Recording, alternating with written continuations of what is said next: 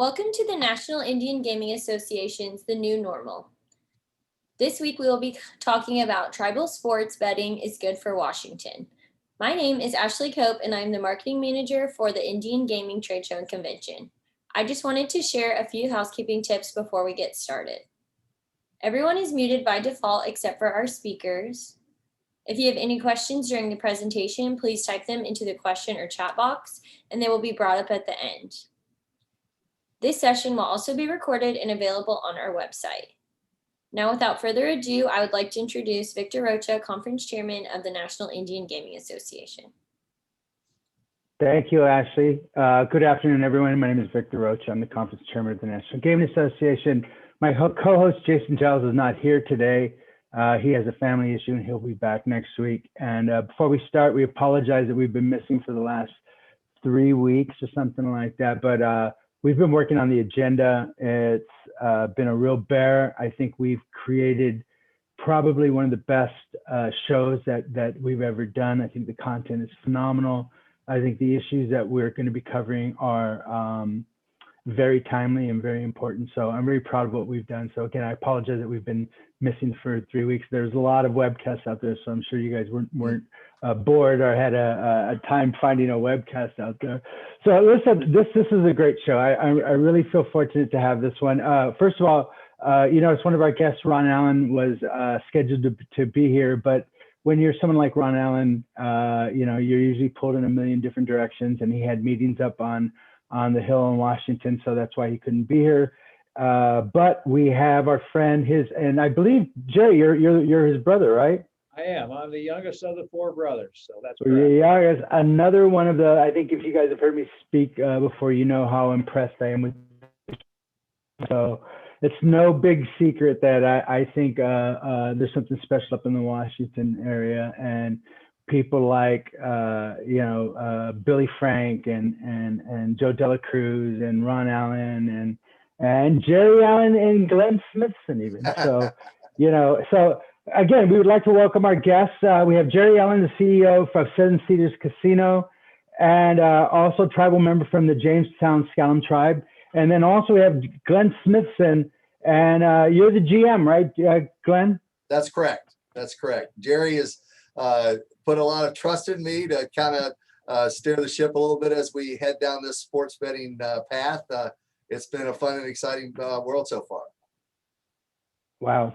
So let's before we dive into this fascinating story about sports betting in Washington. How did you guys do during the pandemic? How was that for you? How did it feel? How does it feel to be back? And how does it feel to be back in the race? My gosh, this thing is just shot. It feels like someone shot a gun off and we're all just running like a bunch of racehorses. I'll start, and then I know Glenn, from his operational side, Washington, especially us, we're located way out on the Olympic Peninsula, about 70 miles plus west of Seattle. And, we're in a retirement community, so that we were very sensitive to all things pandemic-wise. And the fact that we were able to navigate it with the guidance of our tribal public health director, who gave us a lot of great guidance, somewhat consistent with what the state of Washington was advocating as well. Governor Inslee, as you know, has also been a strong supporter of all things COVID related and safety features. We got through it. We shut down our doors like so many people did, going back into St. Patty's Day of 2020, and reopened our doors in the first part of June in a very streamlined way. And since those times, interestingly enough, we were during that first part of August of 2020, we opened up our hotel.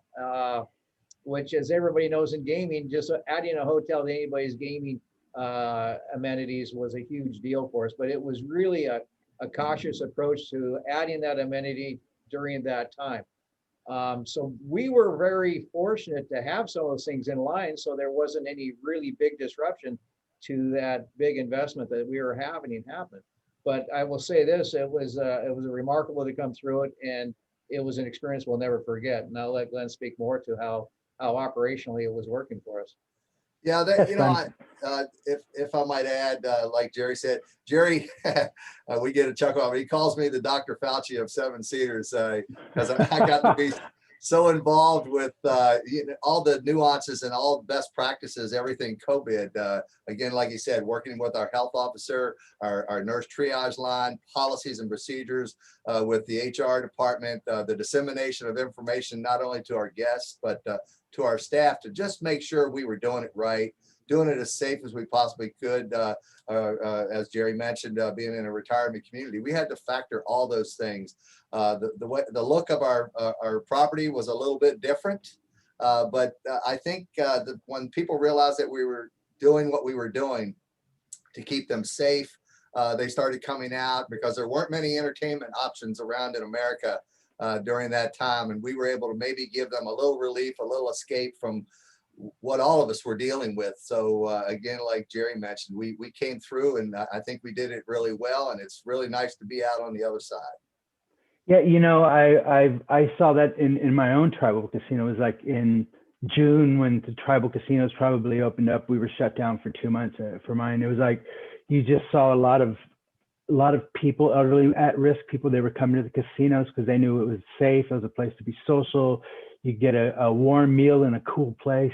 And I think that it really drove home the point about how tribal gaming is such an integral part of the community and what they represent for the surrounding communities. And I've said on this show before too, you know, when you're doing tribal gaming successfully, you know, you can't tell where the reservation ends and the community begins, because they become one and the same, you know, especially when it's done correctly. So that, you know, let's let that, congratulations for making it through. How's business right now? How are you guys doing with business? Jerry? Well, I mean, you know, again, we kind of had the perfect storm with adding the amenities. I mean, our business, even since June of last year, has been up 30+% from similar comparable rooms or comparable years. So, you know, we have been very lucky, you know, and I think most everybody learned what they could live without. You know, this is a small example of valet, right? Valet is one of those things that you have a lot of money invested in, you know, so you do away with valet, you do away with certain entertainment, you know, nighttime entertainment, stuff like that. I think we all got lean, you know, and realized that the core of our business is really the gaming space and mostly the slot machines, you know. So again, we didn't reopen table games here for several months after our reopening in June, just because of the proximity. We weren't really married to the whole plexiglass, you know, way to do things. So we basically came out of it very much more educated on where our revenues really came from. In fact, that we were able to also, and we eliminated our buffet several years ago. And that also became a profit center for us, that before, as a loser, as it mostly is with almost everybody who has buffets. So basically, we're able to concentrate on those things that really made you bottom line money. And throughout the property, again, I think we all learned, and as we talked to our counterparts within Washington, we saw a lot of the similar moves that were going on. And just to make sure that we're cautious as we bring certain things back. And it's helped not just our gross revenue, but our net revenue. And I think that's what I'm seeing and hearing around our states. So, yeah. Yeah, and you know, we're hearing that same thing playing out across the country in different regions too. It's like, you know, force tribes to be leaner and meaner, you know, bringing them back. But you know, business is booming. To hear that you guys are doing 30% over from you know 2 years ago or whenever we were. I mean, that's just amazing, and congratulations. So before we jump into sports, but how are you guys dealing with the employment crisis? How has that been affecting you guys? It's a tough one. Our food and beverage director is probably in the kitchen washing dishes right now. I mean, that's how challenging it is. We've had parts of our management team in the hotel stripping and cleaning rooms and helping in laundry. And it's kind of like all hands on deck. But like Jerry said, it just shows what you can do in these challenging times. We're making it work. I'm not gonna, it'll be nice when it lets up. Right now, you know, I think a lot of folks are trying to figure out what they want to do in life. I think COVID has really made us all sit back and say, do I want to do that anymore? That type of thing. So yeah, it's a challenge. Yeah, you Have know, you guys, yeah, go ahead, Jerry. Just that as we compete for with every other space inside our markets, you know, we're trying to look at every starting wage job. Everybody knows minimum wage is going up across the country. Washington's been a leader in that. Seattle, right, started off with the $15 hour several years ago. Let's face it, even though we're in highly tipped environments, in some cases, people still look at that starting wage. So almost everybody's had to elevate these up to become competitive inside our market. And I agree, food and beverage equally is the most difficult one, as restaurants struggle with people coming back to work. in the kitchens and even in the service side of it.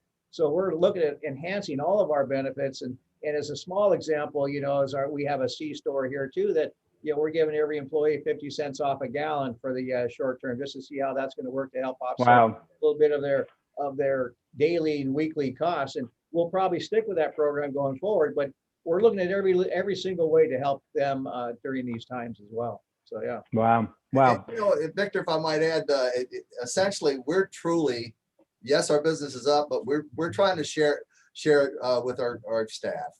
We want them to know we appreciate how hard they're working, and we're going to try to show it in different ways. And so far, the response has been wonderful. Well, I see that same thing at our tribal casino, is that the employees that have been there a long time, and they know, whatever this issue is only temporary, and these jobs are long term. And I think it's forcing us to become better employers. And I think that's a benefit for everyone. It's a benefit for our customers, a benefit for our employees. So we really appreciate you guys sharing that information, because these are issues that we've been talking about for like almost a year now. Actually, I think we're close to a year on the webcast. It just popped into my head. But let's talk about sports betting in Washington. First of all, this is a fascinating story. It's not linear. It's definitely not straight. There's lots of twists and turns. And so let's start in the beginning, Jerry. And how did this sports betting conversation start in Washington? Obviously with the federal legislation that overturned sports betting and allowed it to be negotiated, certainly inside the states across the country, Washington jumped on board as quickly as anybody. We knew that the state of Washington was going to have to negotiate with the tribes that they were going to allow it in the state. And so I think that, we learned a lot of things over our negotiations with the state in the 25 to 30 years we've been doing it. And they came to us with good intentions also to make this available to the state. And I still think that some of the things that sports betting, that they realized through their criminal unit alone at the state, that they had a problem with black market sports betting, right? So they too are trying to bring this to the light of day. They really are trying to bring it to the light of day to help them in that sector too. So I thought that when this became a federal opportunity throughout our state, they did not resist it at all, which I thought was good, and they knew that was something that the conversation from our operators in particular was amenity that we wanted, not because it's this huge profit zone, because it's another amenity to bring people to the properties, right? So when I thought about the state's role in this, I was really happy that they were not trying to fight it. They did not jump at the opportunity to make it available for all non-Indians as well. And I think that's a little bit of the history of the tribes, like Ron said in that op-ed. Our relationship with them to be able to regulate our gaming has been as good as there is around. I mean, Washington's a very highly regulated and a very strict relationship with the state, and it's worked, and so there's give and take. And we talk about this for many years. We give up a piece of our sovereignty to have these gaming compacts. And in that regard, the state respects that. And then so we went down the road together, and they had to respect at least the voice that said, well, maybe it should go out to the non-Indian sector as well. I'm not saying they didn't push them up against the wall, but they definitely took the tribe's history and respected it, and we started going down the road and get this thing approved. What's interesting about that is when I started Pechanga.net in 1978, that was when Slade Gorton was still the senator of the state of Washington. So to hear you say this, it's just kind of blowing my mind, because that's when I came into the game. And for people who don't know, he was a senator from the state of Washington. He used to be the attorney general. His family was from the Gorton Fish. So they had a real problem with the fishing rights. They had a real problem with, just sovereignty in general. And so to hear this conversation and understand it, it's really, for those of us who've been in the game a long time, it really is kind of mind-blowing. Am I right, Jerry? Oh, 100%. I mean, again, I started with this in 93 as well. So I've got a lot of dirt under my fingernails watching this thing, and it's taken a long time. And in fact, the Washington Gambling Commission director at the time, Dave Trujillo, who has just recently moved on, he's been with us as well. So, he's grown up with it. Several of those staff people have also grown with the industry, and that helped. And that helped, knowing the tribe's intentions as well as our integrity. Yeah. So that was, so when you guys started, it was, it just shows how your relationship has developed with the state of Washington. Then from 20 years ago, when it was more adversarial, there's been a lot of changes. Slade, John McCoy is now retiring. I mean, I remember when John was just the fresh face kid with the buzz haircut, on in Washington, but yet now John's retiring. So you guys have had a generation of relationships with the state, and it feels like it finally has come, like it's paying off in the relationship. It's respected. They know you guys, your word and stuff like that. Now, what was interesting is, okay, so now it was legislation. You're working good. You're working about it, and then if I got this right, it was quite a long process. The gestation wasn't just like, okay, we're going to get it done. There was other false starts and stuff like that. Talk to me a little bit about that. And Glenn, were you holding your breath this whole time? No, a little bit. But, I guess, and Jerry alluded to this, but the vote of confidence and the fact that the legislature had a landslide vote in favor in passing, truly bipartisan. And I think it had a lot to do with the faith and the trust and the confidence they have in how the tribes run their businesses and their gaming operations.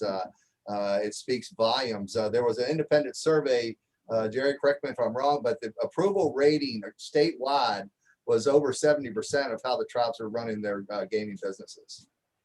And that's very indicative across the country of where the tribes are now in their relationships with government. So you've had over 20 years of running these casinos and 20 years of keeping our promises and 20 years of doing the right thing. And I think these are the kind of payoffs that we're starting to see now.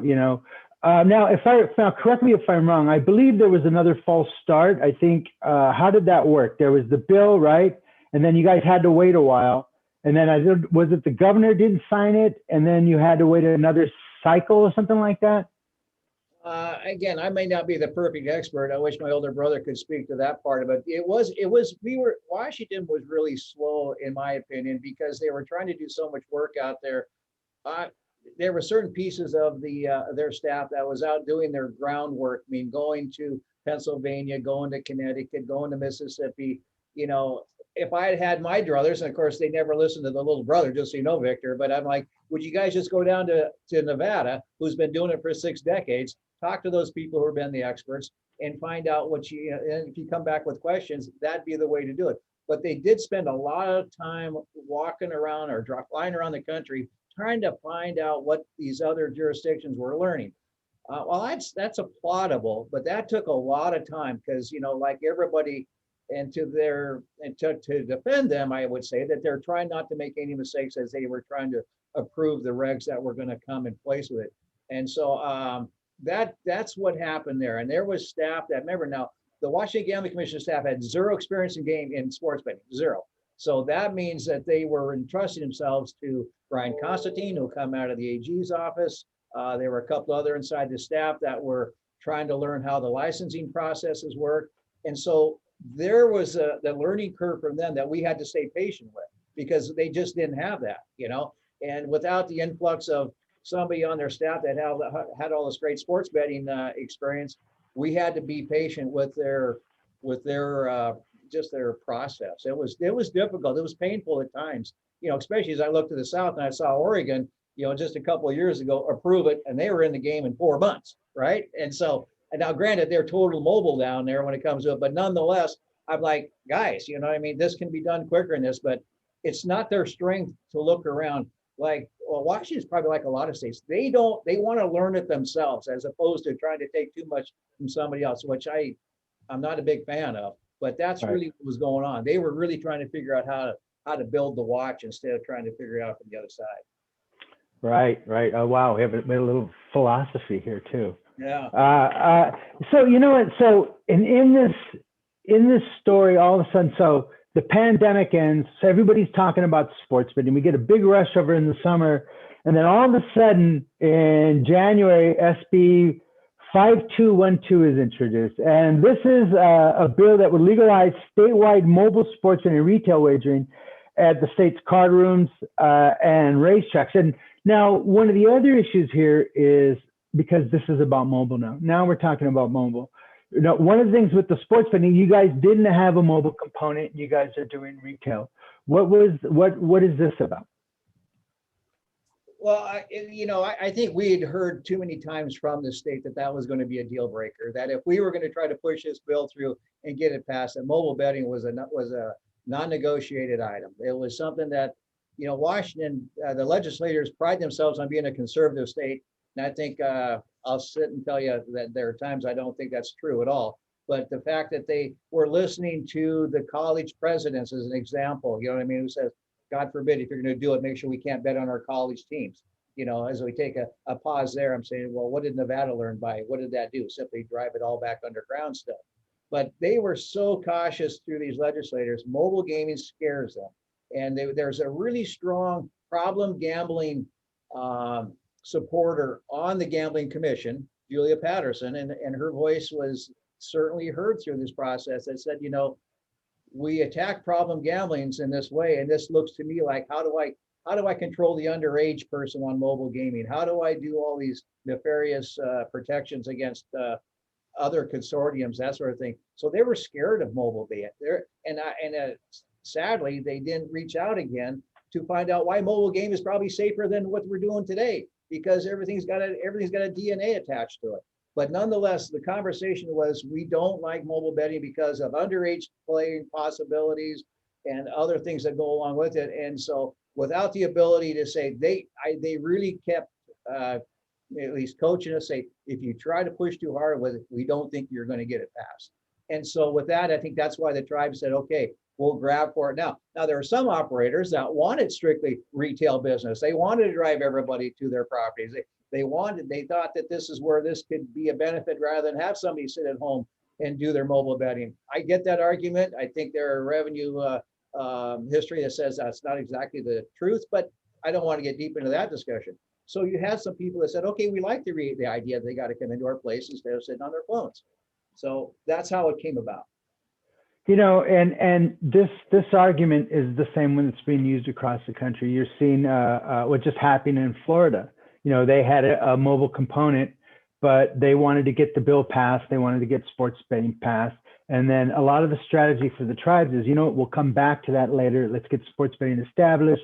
Let's address the gambling addiction issues. Let's be more responsible in our approach to it. And then we will come back to it later. And it seems like, but it feels like the industry, a lot of people in the commercial gaming industry don't see it and aren't as patient as the rest of the industry. And then hence this brings us back to SB 5212, which was a bill introduced by a card club and a company called Maverick.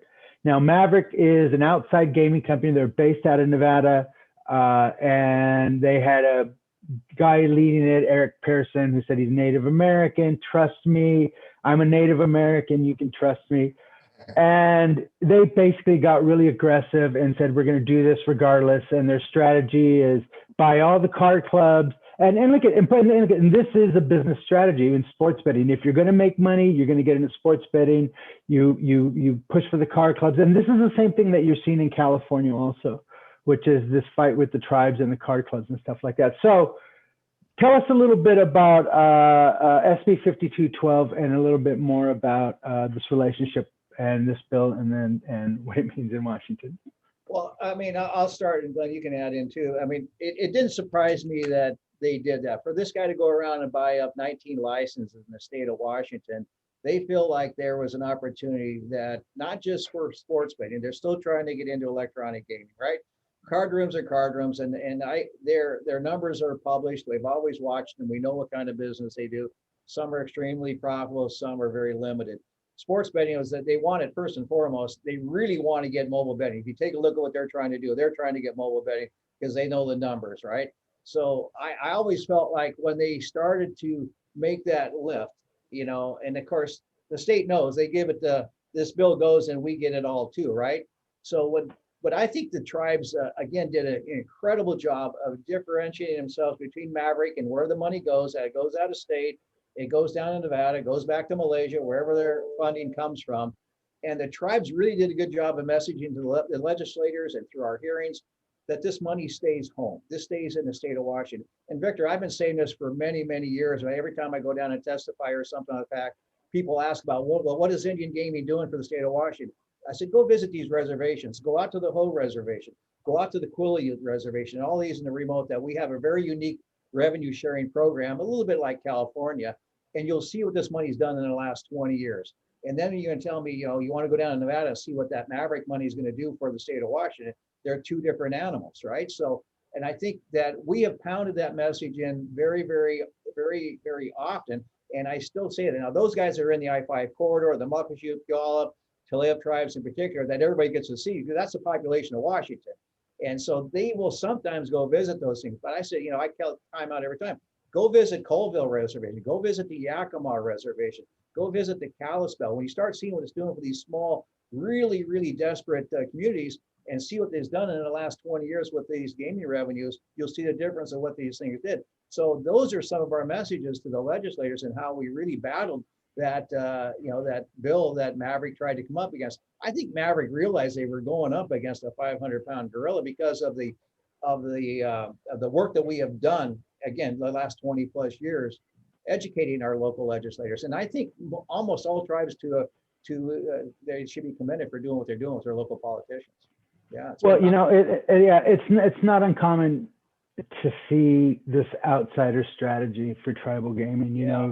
The guys that come in and they say, listen, we're gonna, and they dazzle and they bring in their lobbyists. I mean, look at just what happened in Texas, where the Sands put a full court push and they still couldn't get to it. They feel, it's an investment, we'll get it later. So a lot of these companies feel that, this is their right to, and they don't see tribal gaming or sovereignty. And like you said, go down and see these reservations where the changes have been really dramatic, and you'll see why we fight so hard and why we will not stop fighting. Now, Glenn, I apologize. This conversation has been no problem.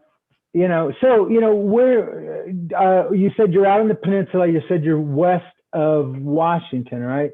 Yeah, west of Seattle. West of Seattle. An hour and a half, 2 hours. It's a beautiful, beautiful area. We're excited to be, of course, a part of this community. The accolades, the appreciations that the community has for Jamestown Tribe and what we've been able to do here as a business.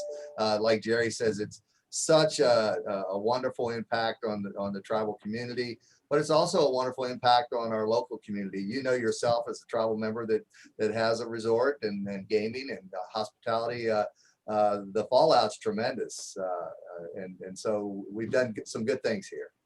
Yeah, it's transformational. You know what I mean? I've seen what it does in my family, my mother, my sister, my brothers, and so for me, it's very personal and why I fight so hard for tribal gaming. So one of the things that you guys were talking about is doing mobile on-premise sports betting. Glenn, tell us a little bit of how this will work on your property. Well, so as we're very familiar with geofencing. Our phones, I don't know if there's anybody in America that's not carrying one, maybe a rare person out there. But so with phones, and to Jerry's point, and as you want to, having a phone and having an account and being able to make your bets, place your bets on that phone, they can do it anywhere on property. We'll geofence it around our property. Some folks are choosing to go a little bit broader in their range out into the parking lots and all around the resort itself, into the hotel. We will do those things. It's a matter of convenience. They still have to go to the sports book to cash out if they've made a play and they've got a winning ticket. But we think that's going to work really, really well for us. We'll also have kiosks around the property, so you don't have to, how big these places are. You don't want to have to walk all the way across the building just to get to the sports book to make your play. Make it from the comfort of your hotel room, from the restaurant. So we think that mobile is a big deal. I do kind of think it's a segue at some point into statewide mobile, if and when it comes. I'm going to be careful politically there and not say it's coming for sure. But I think to Jerry's point, on our mobile accounts, it's if anything, it's safer The Right. integrity's there. So I think it's going to be a good thing for us. Yeah, I agree. You know, I think if you look at where it's happened around in other countries, actually in Mississippi, you know, where they're doing on-premise mobile, and actually they will be talking about their success with on-premise at the National Gaming Association. But to your point, Glenn, about eventually down the road, I think, you know, everything is mobile. I think as we become more acclimated with the concept of gambling with our phones, and I think it just seems to be inevitable. But it's probably not a wise thing to say. To some people don't feel that way. But I think in California and stuff like that, the approach for the tribes has been the same way. Let's slow it down. Let's take a look. We'll do on premise. We'll do retail. We'll deal with the addiction issues. They're all very aware of how rampant the addiction issues became in the UK when it's unfettered and without real regulations and stuff like that. So I think that the tribes in a lot of the states are being very cautious on that. Now, we have a question here from our friend Chris Cerati, who is a journalist with Gambling Compliance. They have another name, Chris, I forgot, it's a bunch of initials. But his question is, beyond mobile in the future, what about the potential of partnerships between tribes and professional sports franchises when it comes to sports betting? Do you see yourself operating the book at the Seahawks games? That's a good question.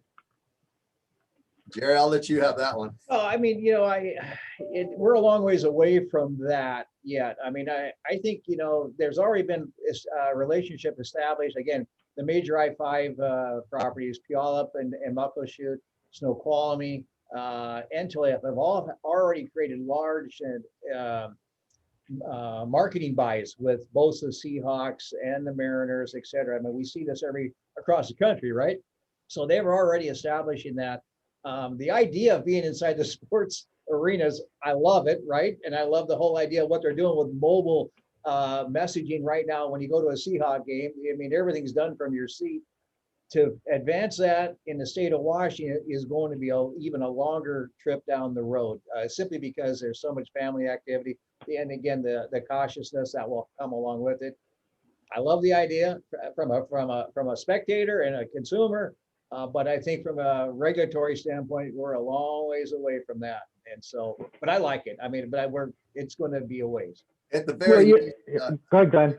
No, I'm sorry. No, at the very least, one of the companies we're working with closely, and we think we'll end up partnering with them in some fashion.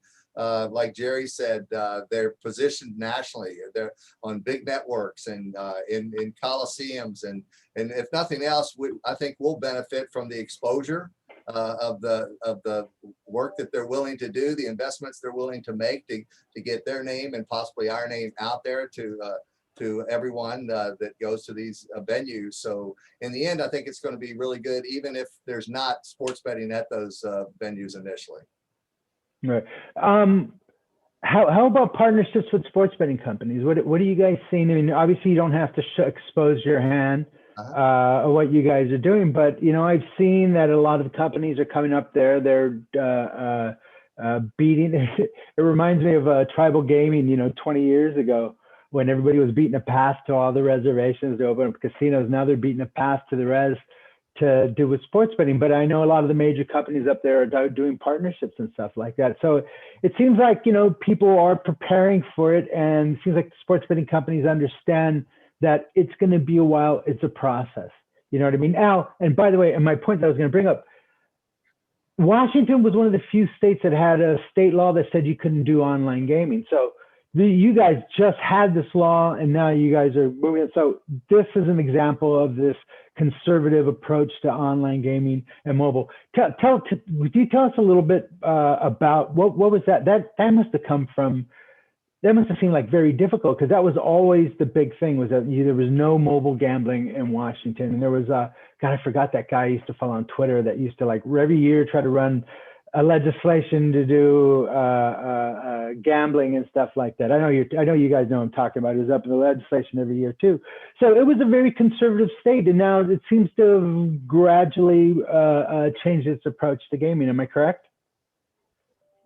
Well, Yeah, absolutely. go ahead, Jerry. Yeah. No, Glenn, I mean, absolutely. I mean, it's like being a little bit pregnant, right? So, when you step back and take a look at it, we know that we're fully involved in gaming in all spaces. Washington is interesting. We were probably more progressive in our table game back in the 90s than the rest of the country was. Because for those of us, and Victor, you remember being down in California, and I'd go down and watch them. How the heck are you guys playing craps? How are you playing roulette? You know what I mean?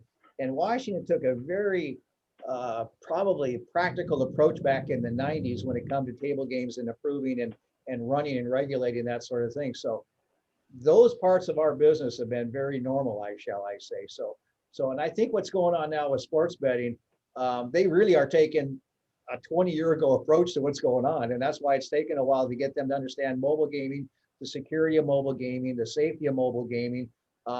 They want to walk before they can run, so to speak. So, but you going back to all things online too. I mean, we lived through Double Down being what they were doing around here too. And it's been a weird space here in Washington. Again, sometimes they forget they're a little bit pregnant, and yet they sometimes revert back to some antiquated thinking. But we're pulling them along, and I think the tribes our job is to continue to try to educate them and make them confident that what we're doing is always going to be in the best interest of the public. Because one of the things, going back to how does the state and the tribes have such a good relationship? You can't pick a big headline out in the last 20 years about some black eye that tribal gaming did that the public was up in arms about. It's not there. So, there are problems, but there are problems taken care of at their local and at the facility level. So Washington hasn't had those big exposés that would make it look like, well, geez, who's in charge of the farm, so to speak. So we're doing it in a probably a slower way than I would like to as an operator, and Glenn would like to. But at least we're going to have to be patient with this. And I think as sports betting goes, we're going to take what we can. Go back to your point about other jurisdictions. We're going to take what we can now, because if we push it too fast, too much, they just got too uncomfortable. So Right. That's how it's happening around here. Yeah. Go ahead, Glenn. Well, I was just going to add, I think this is a great opportunity as we start with retail sports betting initially, and again, a little bit of mobile just on the property, geo-fenced like we talked a minute ago. It'll be a great opportunity for us, like, once again, as Jerry was mentioning, to prove to the state and our guests, the public in general, that we're going to do it right in the best interest of our business, certainly the tribe, and even the vendors. They want nothing but integrity. And I think once they see how well we run it, I think then they might start getting more comfortable to look at other options out there. Well, and if the history of tribal gaming is indicative of the future, then the slow, steady path will create the greater amount of wealth for a longer, sustainable period of time. And that's what tribal gaming has shown by being slow in your growth and being methodical and approaching it with the care of your customers. Then you're going to have a sustainable business, and you can definitely see in some of these other places that are just rushing into the market. I think you've seen the addiction rate go up and stuff like that. So I think it's a sensible approach, but I also understand why a lot of people in the industry are chomping at the bit to get moving too. But I think the real important thing and the takeaway from this is that there is a lot of business opportunity. There is still a lot of partnerships happening. There's still I'm sure you guys are still listening and talking to everyone. You know what? We have and Chris had a follow-up question to that last one, and I appreciate you guys answering it. The follow-up question is, and again, Chris, these are really great questions. What are the next steps in the process to allow you to launch retail sports betting? So that's a good question. Glenn? Ben? Well, we're very busy. We're working with our partner that we think we're going to go with. I mean, there's so much to do. There's retail agreements that we call them. So we have to, put all our ducks in a row, and the attorneys work back and forth, make sure that we protect our interest, and as well as respectfully they protect theirs. So we have that. And then we have to start designing the space. We have to just work with them on training our staff. We don't have a sports betting expert on staff. So again, we've got to start looking for who's that going to be. So we put our best foot forward when we do once and for all open. There's months of work to do before we get to the finish line, don't you think, Jerry? Yeah, and I think that, and I tell you, for the audience as well, one of the things that the tribes are really good at negotiating in our bill was to make sure the state will start taking the equipment verification that comes from the GLIs of the world, so that one of the things that happened in Appendix X, 20 some years ago, that it was so clunky on how we were having to get equipment approved. So at least in this particular situation, when it comes to sports betting equipment and all those, that stuff is going to be kind of a much easier pass-through to get that equipment into the state of Washington to get it operating. That's a big deal, because one of the things that Washington, again, isn't the best at, and that is approving equipment on our, call it our slot machine side, which is basically our server-based gaming. And it's a very lengthy process even today. But in this particular case, when it comes to sports betting, I'm happy the way the tribes negotiated and the state agreed to it, that we'll take some of that equipment verification basically at face value. And if they have questions, call GLI, call BMM, call Eclipse, whoever has done the verification on it, and move on. And so that's a big deal to help at least keep the train moving, so to speak. So yeah, we've got that, I think, is a good thing too. Also, a couple other steps to Chris's question. There's lots of regulatory work to do. We are, as you know, we in our industry, from mine and Jerry's seats, we would almost say we're over-regulated. We spend a lot of money to make sure that we're doing it right, doing it safe. And so it's a good investment, but sometimes it does slow things down. So we've got that, we've got internal controls. All those things have to be put into place before we even get started. Wow. So it sounds like there's still a ways to go. I don't think we're going to be ready for football season. I know in Arizona, they're really rushing to get it open, I believe, by September 9th or August 9th, something like that. I think I've been pretty vocal and let everybody know that I don't watch sports. I haven't watched a football game in 20 years, and it's nobody else's fault. It's just I focus on tribal gaming. And since I had this job, I live, eat, and breathe tribal gaming. So somebody has to do it, right? So I take that bullet for Indian country. So. Yeah, listen, we have our dear friend Gary Green presented a question. Gary, how you doing? Thanks for listening. Then the question is, earlier in the discussion, the panel noted that the pandemic revealed that the lion's share of revenue comes from slots. Historically, in Las Vegas, sports books account for 8.5% of gaming revenue. Given that historical performance, does the panel feel that A, that number will be greater in Indian country, and B, that percentage of gaming revenue is worth the investment of floor space? So basically, Gary's saying it's a low margin business. How is that going to fit on your floor space? And as we all know, in tribal gaming, every square foot of gaming is designated a price, and you really have to start meeting those, slot machines, other games. If they don't reach it, they're off the floor. So interesting question. Boy, Glenn. I think that number, obviously, there's a lot of data to support that 8.5%, and I think that's everything we're hearing in all of our research. It's probably a pretty good number. But there are other ways to look at this. One, we look at it as, okay, it's not a huge profit center, but it's an amenity. It's a traffic generator. I've talked to some operators. They've seen their F&B grow as much as 30%. As a result of bringing in sports betting. Their table games, they kind of go hand in hand.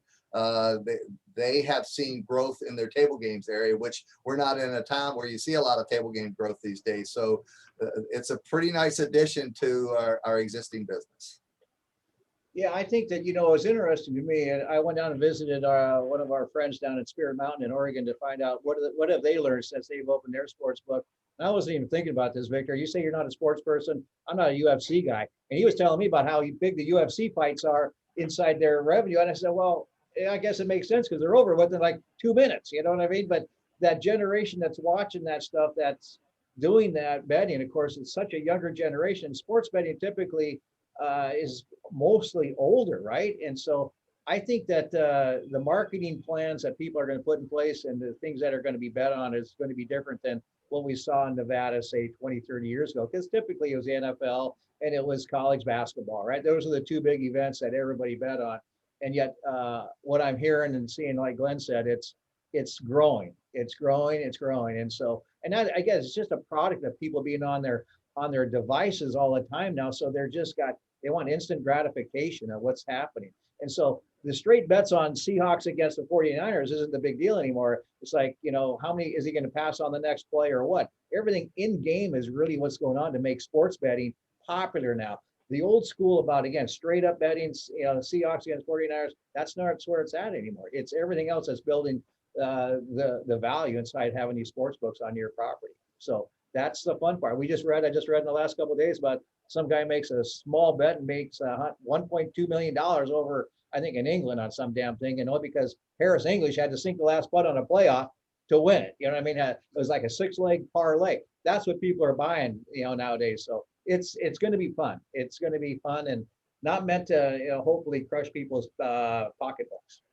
Well, and you talk about a really important point here, which is about the commitment that people have to their sports teams and what it means. I know up in Washington, you guys are fanatic about your teams and stuff like that. So, when people go to the casino, they expect to have all options for gambling. You want to have, and which is interesting is that when you go to the UK and you walk into a sports book there, you can bet on the Academy Awards. You know what I mean? You can bet on political races and stuff like that. So it shows you can gamble on anything you can, and a lot of it is entertainment. It's not hardcore gambling addiction. It's just like someone like me who will go in and drop $20 in a slot machine. It's entertainment and stuff like that. And the sky doesn't fall down having those options. The world still moves on. I think it's very important that we do address the issues of gambling addiction, but gambling is here to stay. I think we should just make sure that it's done in a safe and responsible manner, and we will have a sustainable business. And I think that's been the message that we've been trying to get along in Indian country for 20 years, right? Yep, I would agree with that. Gary, that was a really good question. I think we all understand that it is a low margin business, but it's an amenity that we're going to have, and our customers expect it. And you said something a little earlier, Jerry, that you went down to California and you watched them how we did roulette and craps. So that kind of blow your mind, and I'll explain it to the people. So in California, when we got game exclusivity over 20 years ago, they said, okay, you can have class 3 slot machines, but you can't have dice and ball games. So you can't have craps and roulettes. And so the tribes, being the geniuses that they are, they said, well, then you know what, we'll still make it. So if you go to a craps game, instead of having, or a roulette ring where they put the ball in and it spins around and it drops in a red and black, instead of that, they have cards inside there, and it spins around and they pull the card up, and it's still around. And listen, you go there on Saturday and Friday night and the places are packed and the people are screaming and stuff like that. So Jerry, seriously, what did you think? Tell me about that. I need to know your opinion. Again, I was fortunate to go down to Fantasy Springs and during the early years and watch Player Bank Blackjack. And I was like, wow. I'm like, oh my gosh, you know what I mean? And I'm just learning the industry, but I knew enough that was an interesting way to offer blackjack back in the early days. And so I think, it's mostly about game protection. So we were fortunate when we opened up here in 1995, we had some experts from Las Vegas that came along with our management team, and they were really good at talking about game protection. So when I went down to California and I saw it, I said, well, that's an interesting way to do this. And I don't think it was the highest level of integrity when it came to game protection, but I'll never forget it. I'll never forget Player Bank Blackjack and that craps and roulette game you guys offered down there in that state. I said, I never seen that before. So, well, I'd like to point out, I think the shootout at OK Corral started with the Player Bank Blackjack game too. So they can go south if you're not careful. But I think we got that taken care of now. Yes, you did. So I think we're close to being. And by the way, Jerry, thank you so much for being. I know what our viewers don't know is that you, and one of the reasons why Ron is here is that he has a meeting with up in Washington, and also you also delayed that so you could be here with us. We really appreciate that. I don't see many more questions, and so Glenn and Jerry, you know what? Really appreciate you guys coming. I think the story up in Washington about sports betting is a very fascinating story, but I think there are a lot of parallels in the rest of Indian country that are very familiar to the tribes. So, I want to congratulate you guys on success. It sounds like the process is slower than we'd like, but it's moving in the right direction. And, hopefully you guys will be open for basketball season, or and pretty soon you're gonna be rugby, and you remember all the stuff that people were betting during the pandemic, Belarusian table tennis and stuff like that. So Victor, come on up and we'll sit and watch a game together and make some bets. You know what? I'm glad you said that, because my wife and I were talking about coming up to Seattle. After this conference, I'm going to be going up to Petaluma to go see my friend Greg Saris from Great Rancheria. But we're talking about coming up there and having some good coffee and good food and seeing all our friends up in Washington State. So on behalf of the National Gaming Association, I'd like to thank everyone for tuning in.